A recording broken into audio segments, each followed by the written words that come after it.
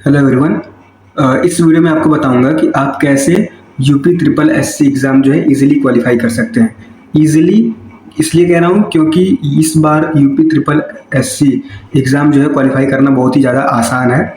अगर आप इस बार नहीं कर पाएंगे तो आप समझ लीजिए कभी नहीं कर सकते। हाँ, मैं ये बोल रहा हूँ कि आप कभी नहीं कर सकते। और सबसे पहले मैं आपको क्यों गाइड कर सकता हूँ, क्योंकि मैंने खुद कितने एग्ज़ाम जो हैं क्वालिफाई किए हैं। जीपैट, हाँ, अगर मोस्टली आप लोग डिप्लोमा इन फार्मेसी से हैं तो आप लोग को जीपैट नहीं पता होगा, बहुत कम लोगों को पता होता है। और नाइपर भी नहीं पता होगा, बहुत कम लोगों को पता होता है। तो आरआरबी फार्मासिस्ट तो आपको पता ही होगा, ठीक है। तो इस बार मेरा आरआरबी फार्मासिस्ट में 72.04 मार्क्स आ रहा है। आई एम नॉट श्योर कि वो क्वालिफाई करूँगा कि नहीं करूँगा, लेकिन हाँ, अगर मैं 70 पर मार्क्स ला सकता हूँ तो मैं आपको गाइड भी कर सकता हूँ। क्योंकि आप अगर इस यूपी ट्रिपल एससी में 60 मार्क्स ला देते हैं या तो 60 या 55 के ऊपर ला देते हैं, आप इजीली क्वालिफाई कर सकते हैं, इजीली आपकी जॉब लग जाएगी, ठीक है। तो देखिए, मैं इसलिए आपको गाइड करना आया हूँ और मैंने कैसे नोट्स बनाया, कैसे प्रिपेयर किया और मेरे नोट्स कैसे हैं, आपको वो सब प्रोवाइड कराने आया हूँ मैं, ताकि आप इजीली क्वालिफाई कर सकें। देखिए, रिसेंट एडवर्टाइजमेंट के हिसाब से पता चला कि जो एग्ज़ाम है आपका संडे को 21 जून को है, ठीक है। तो इसमें क्या होगा, रिटन एग्ज़ाम होगा। अभी पेपर पढ़ने बताऊंगा मैं आपको, और कैसे आपको सिलेबस को पढ़ना है वो भी मैं आपको बताऊंगा। आप इजीली 1 महीने में कर सकते हैं अगर आप डिटर्मिन्ड होके 5 से 6 घंटे रोज पढ़ते हैं तो। लेकिन अगर आप नहीं पढ़ते हैं तो आप नहीं कर पाएंगे।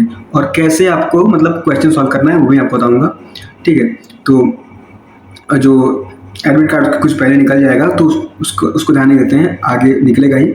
लेकिन देखिए, इसमें बहुत ही कम कंपटीशन इसलिए है, मैं इसलिए कह रहा हूँ क्योंकि इसमें डिप्लोमा इन फार्मेसी के ही बच्चे एलिजिबल थे, ठीक है। और वो भी जिनका पीईटी स्कोर था, ठीक है।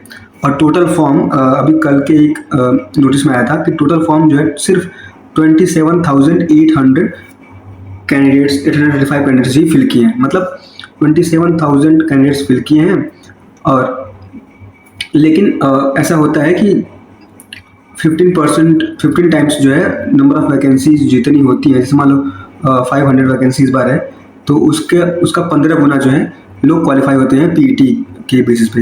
लेकिन मुझे लगता है इस बार मोस्टली जो है क्वालिफाई हो जाएंगे, यानी अगर वो करते हैं तो 25,000 को क्वालिफाई कर देंगे फॉर रिटन एग्जाम।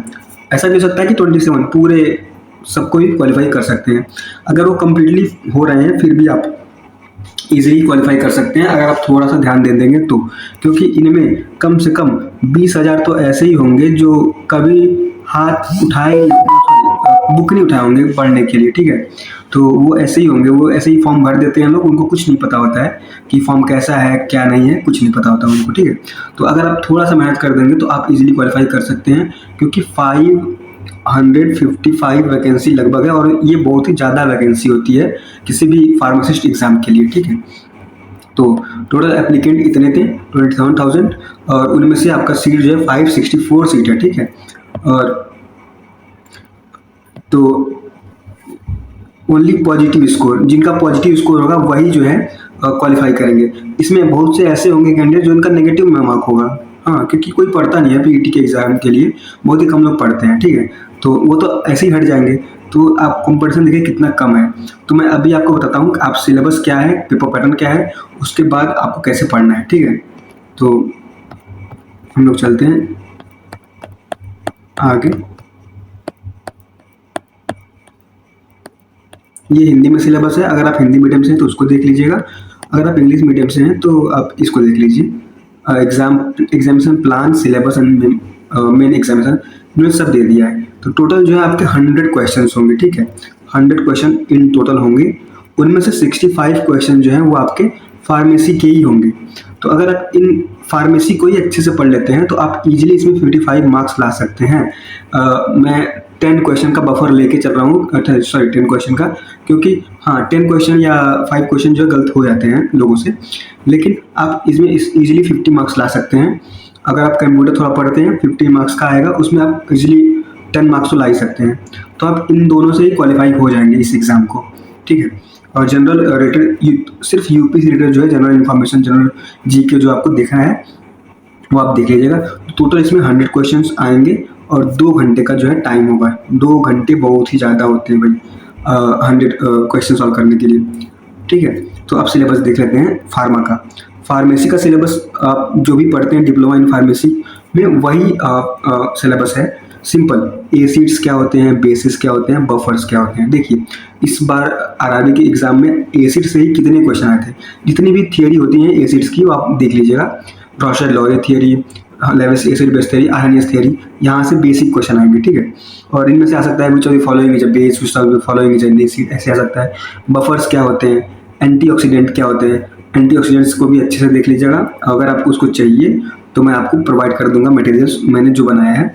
और गैस्ट्रोइंटेस्टाइनल ट्रैक्ट एजेंट जो भी होते हैं वो देख लीजिएगा। एंटी माइक्रोबियल्स ये सब फार्मास्यूटिक्स से हैं। ठीक है, और एंटीडोट्स वगैरह का मैंने एक वीडियो पहले से डाल चुका हूँ तो आप उसको देख सकते हैं। ठीक है, तो बेसिकली आप फार्मास्यूटिक्स यहाँ पे देख सकते हैं, लेकिन ये मेन फार्मास्यूटिक्स नहीं है। इनमें टैबलेट कैप्सूल्स ये सब दिया ही नहीं है, लेकिन वो आपको पढ़ना है। टैबलेट कैप्सूल ये सब आपको पढ़ना है। ठीक है, ऐसा मत सोचिएगा कि इसमें दिया नहीं है तो आएगा नहीं, आएगा। ठीक है, जो डेंटल प्रोडक्ट्स हो गए, रेस्पिरेटरी स्टिमुलेंट्स, ये सब जो होते हैं, जो भी होते हैं, सिंपल एग्जाम्पल और क्या होते हैं यही आप याद रखेंगे तो आराम से हो जाएगा आपका। ठीक है, और फार्माकोग्नोसी में कौन कौन से ड्रग जो हैं लैक्जेटिव की तरह काम करते हैं, कार्डियोटोनिक क्या होता है उसका एग्जाम्पल, कार्मिनेटिव्स क्या होते हैं उसका एग्जाम्पल, जेब्रस क्या होते हैं उनके एग्जाम्पल, यही सब आपको आएगा। ठीक है, एंटी ट्यूमर कौन कौन से एजेंट होते हैं, एंटी लेप्रोटिक कौन सा होता है जैसे चॉल्मोग्राइल होता है, एंटी डायबिटिक कौन सा होता है, जिमनेमा होता है, डायरेटिक कैसा होता है, वो सब आपको देखना होता है एग्जाम्पल सहित। ठीक है, तो बेसिकली आपको क्या करना है, अभी अभी मैं आपको 2 सब्जेक्ट का फार्मास्यूटिक्स में आप अच्छे से टैबलेट कैप्सूल और एसिड बेस वगैरह ये सब अच्छे से पढ़ लेंगे। कॉग्नोसी में जितने भी कॉग्नोसी में अल्कलॉइड हैं, ग्लाइकोसाइड हैं, आप अच्छे से अगर पढ़ लेंगे तो आपका सिलेबस कवर हो जाएगा।